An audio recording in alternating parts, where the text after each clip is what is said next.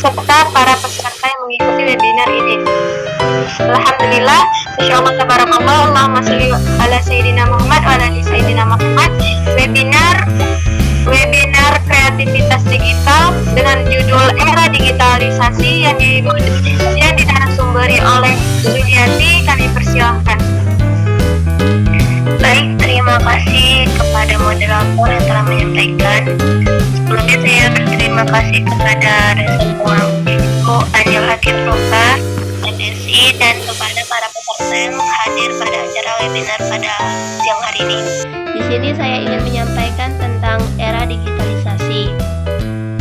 Sebelumnya, latar belakang dari revolusi industri 4.0. Kemajuan teknologi telah mengubah peradaban manusia dan meningkatkan kemampuan produksi secara kualitas maupun kuantitas.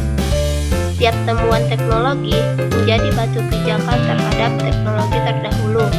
Dalam kemunculan teknologi baru, tentu akan secara fundamental mengubah cara kerja dan gaya hidup masyarakatnya. Di sini jika memiliki revolusi industri dari masa ke masa, yang pertama itu adalah revolusi industri 1.0 terjadi melalui pertemuan mesin uap untuk mekanisme produksi. Kemudian memasuki abad ke-19, revolusi industri 2.0 ditandai dengan penemuan listrik dan produksi jalur perakitan. Pada tahun 1970-an, revolusi industri 3.0 dimulai melalui otomatisasi seluruh proses produksi tanpa pendamping manusia. Sekarang memasuki abad ke-21, kita sedang menerapkan revolusi industri 4.0 yang merupakan perkembangan lebih jauh teknologi internet dan koneksi jaringan. Dalam era ini, teknologi internet memudahkan komunikasi antar manusia dan manusia dengan mesin yang tidak lagi dibatasi ruang dan waktu. Dalam era ini, komunikasi bukan lagi antara manusia atau antara manusia dan mesin, tetapi antara mesin dan mesin. Kemudian digitalisasi. Pengertian umumnya adalah suatu kondisi zaman ataupun kehidupan yang mana seluruh kegiatan yang mendukung kehidupan yang sudah bisa dipermudah dengan adanya teknologi serba canggih. Selain itu, era digital juga hadir demi menggantikan beberapa teknologi masa lalu agar bisa lebih modern dan lebih praktis. Perkembangan digital. Bersamaan dengan semakin banyaknya teknologi baru, maka beberapa teknologi usang pun mulai ditinggalkan secara otomatis, sehingga terdapat suatu perkembangan teknologi di era digital yang begitu cepat. Contohnya yaitu pada bidang komunikasi. Ketika kita membahas tentang digitalisasi, maka bidang komunikasi adalah bidang yang mengalami perkembangan paling cepat.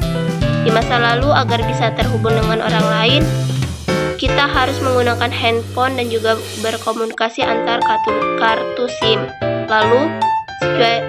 Lalu perkembangan komunikasi di era digital ini mempunyai banyak fitur, yaitu dengan hadirnya smartphone.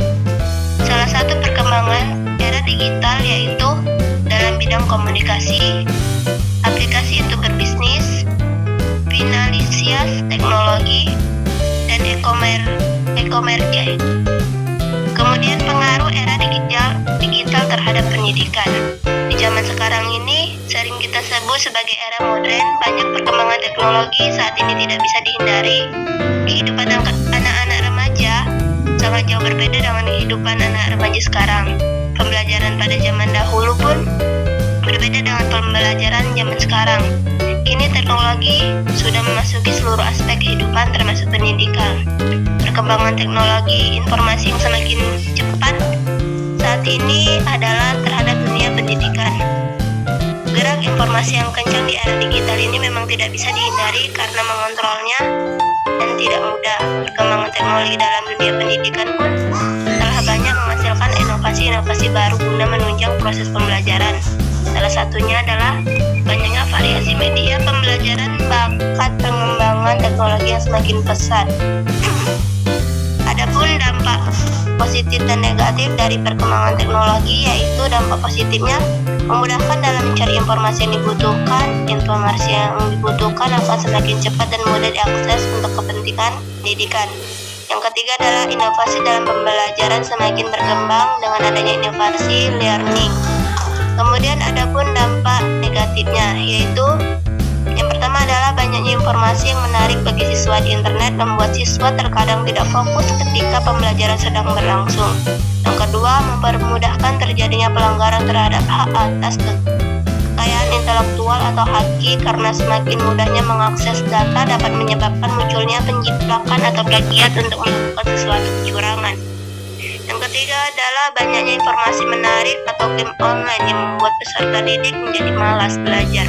Peserta didik lebih suka menjalani dunia maya dengan berbagai informasi menarik yang disajikan, dan banyak lagi.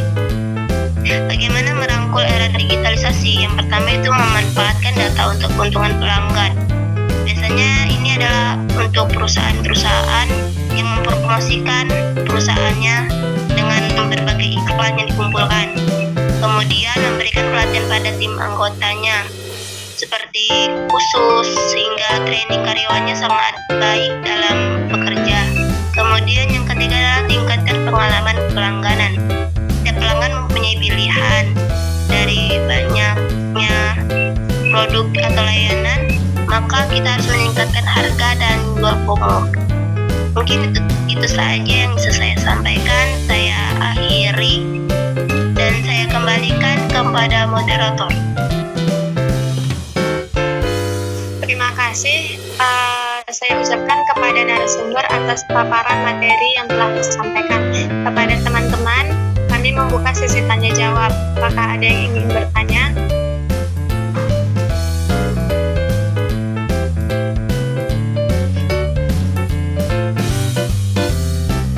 Gantian nanya lah, Juli. Ya ada aja, udah habis 4 menit lagi. Oh, udah. Mungkin itu saja dapat disampaikan oleh narasumber serta saya sebagai moderator. Kami kembalikan kepada host untuk sesi dokumentasi. Baiklah, diharapkan